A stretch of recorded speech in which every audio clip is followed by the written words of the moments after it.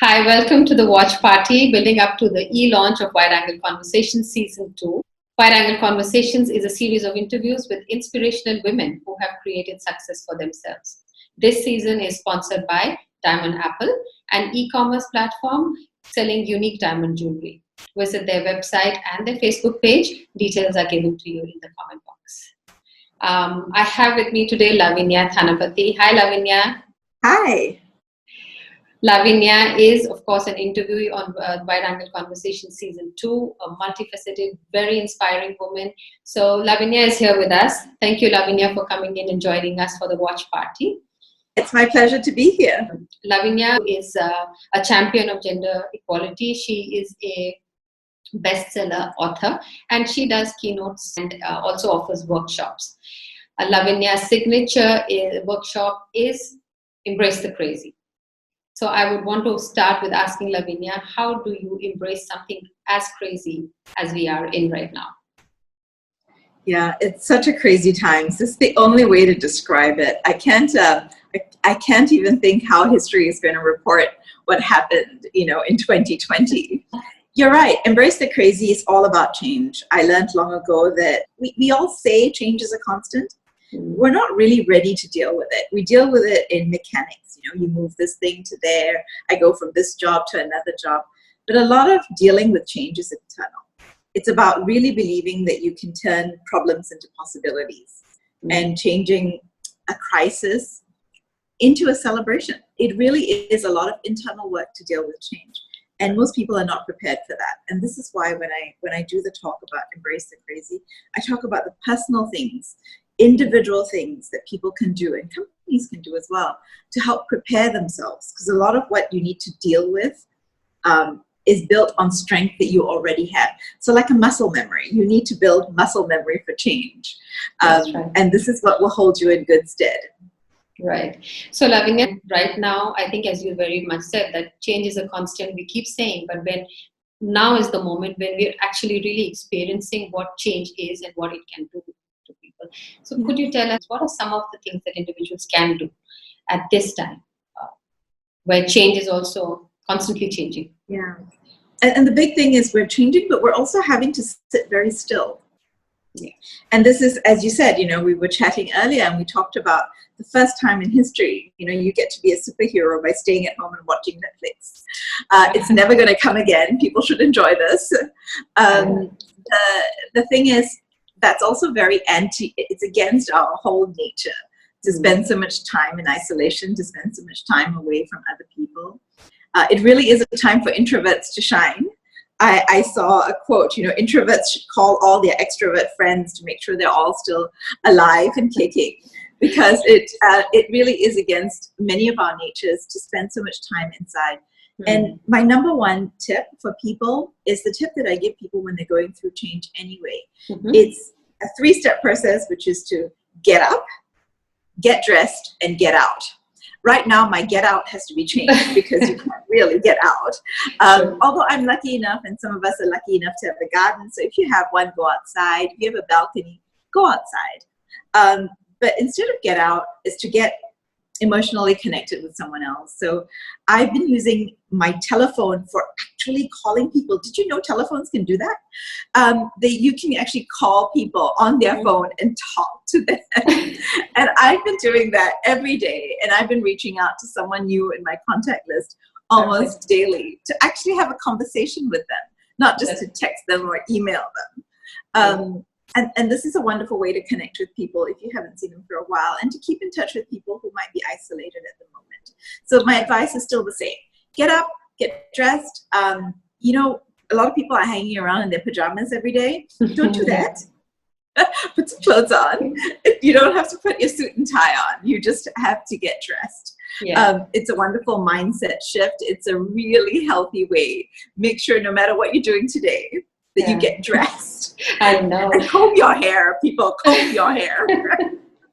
No, I heard on radio exactly this. People were talking about how working from home is impacting them. And one person actually did say, he said, I miss dressing up. I can't get into that. I can't get into that mindset that I'm working. I really miss dressing up. So yeah, that's a wonderful tip. Just get up and get dressed, and then do whatever you can within Well, get connected.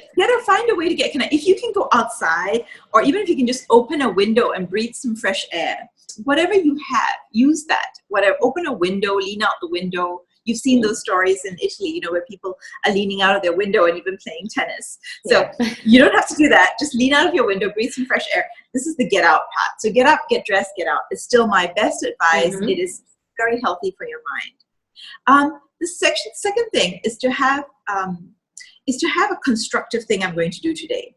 Today I'm going to do something constructive because I am home. For me, I've started to sort with my son Lego. We are in a Lego clearing phase. I have separated parts of Lego heads and Lego bodies, and it is very, very therapeutic. Right. So whatever it is, do one constructive thing today, whether it is sorting Lego people, or reading a book, or starting that blog you wanted to start, or clearing out that closet that no one knows what's inside, or whatever it is. That's anything. One constructive thing every day, and then celebrate it in the evening before you go to bed. You think, I did that thing today. I started exercising. I cleared that drawer. Good for me.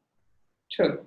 So celebration is also that. Yeah, absolutely. But the third thing, and I'm going to say that this is the thing I've not previously advised, but given the current timing, I think it's really important, and there's a lot of psychological basis to this, and that is allow yourself to panic, but make it a limited panic. So what I mean by this is I actually have a friend who actually schedules in from 12:15 to 12:30 panic time. Because this is the time when you can read all the doomsday scenarios out there. You can, look at all the terrible things in the world that are going on. But make sure you have a timer when you do that. Okay. And during those 15 minutes, you get to panic. You get to indulge in your anxieties. Go ahead, look at all the bad news, do all of that, but bring it to a close. Set yourself a time and then bring it to a close, and then move back into your current present day life.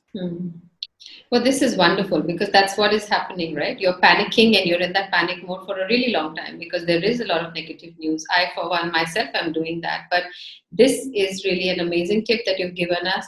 Time yourself out for that panic. Give yourself 30 minutes, go and indulge in that, but then come back. Yeah, this is important, and I think this is very important for the well-being, for our mental well-being, and for people around us also. So that's great.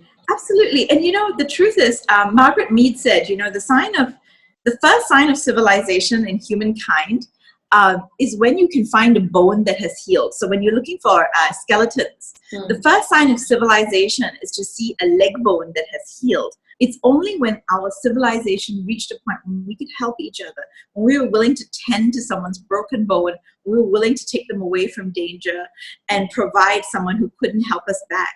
It is then that we were actually a civilized people. So in our DNA, in our very DNA is the desire and the need to help another. So whatever you can do to make things easier for someone else will help you. Right. And so whatever it is, one thing during the day, the other thing you can do is to reach out to somebody. I sent photos to somebody's grandmother in Italy who I don't speak Italian, they don't speak English, they've never been to Singapore. I'm sending them pictures of flowers in my garden because they need to know that there's a world outside, because they've been in lockdown in Milan for a month. And so, it doesn't matter where in the world, how in the world you're doing this. It may seem like a very small thing to you, but it could make a big difference to someone else to feel connected to the world or to someone else who cares about them. So do something that helps someone else. Definitely. That's the best thing that we can do, right? And as you said, it is in our DNA, and we can see all over the world, the spirit is coming out, the spirit of resilience, the spirit of giving, this of helping and being connected. And that is the positive thing that we should be focusing on and trying to increase in the universe. Thank you so much, Lavinia. It was really wonderful to listen to you. Amazing things that you have told us, which each of us should be practicing now. So we have Lavinia with us online for 30 minutes. If you want to chat with her further, if you have anything that you want to ask her, please do so. Put it in the comment box. We'll make sure we are there to answer it for you. So thank you so much. Thanks, Lavinia, and thank you everyone for watching this. Thank you. My pleasure.